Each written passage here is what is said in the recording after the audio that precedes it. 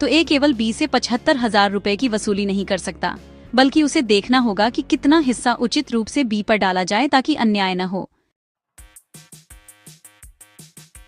निष्कर्ष: अभिदाय का अधिकार एक न्याय संगत अधिकार है, लेकिन यह पूर्णतः स्वतंत्र नहीं है।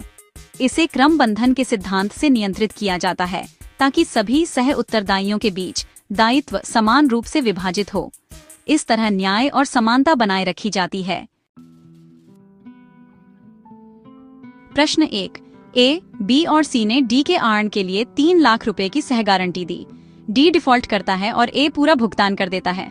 अब ए बी से 1 लाख रुपए और सी से 2 लाख रुपए मांगता है, क्योंकि सी के पास ज्यादा संपत्ति है।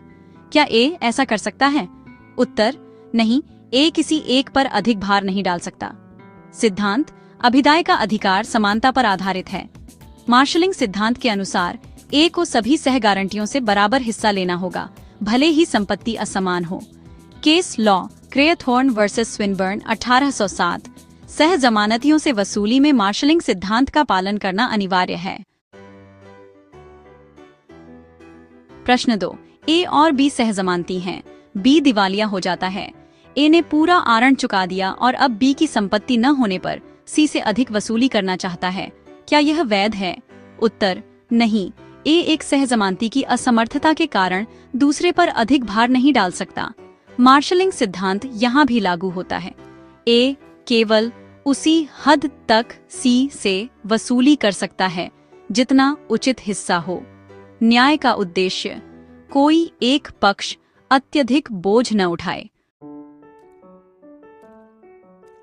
प्रश्न 3। ए और बी दोनों सह गारंटी करते हैं। ए ने ऋण का 60% हिस्सा चुकाया। अब वह बी से उस 60% का आधा हिस्सा वसूलना चाहता है। क्या यह वैध है? उत्तर: हाँ, ए 60% का आधा हिस्सा बी से मांग सकता है। कंट्रीब्यूशन सिद्धांत के अनुसार जितना उसने साझा किया है उसी अनुपात में वसूली करेगा।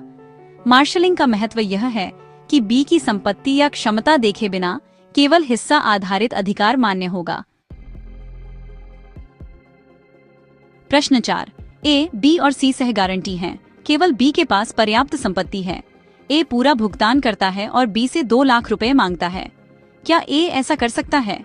उत्तर: नहीं, केवल बी की संपत्ति अधिक होने से वह अकेला जिम्मेदार नहीं बनता। मार्शलिंग के अनुसार ए को बी और सी दोनों से बराबर योगदान लेना होगा। Case law Ellis versus Emmanuel 1862। एक संपन्न गारंटर से संपूर्ण अभिदाय अनुचित है। प्रश्न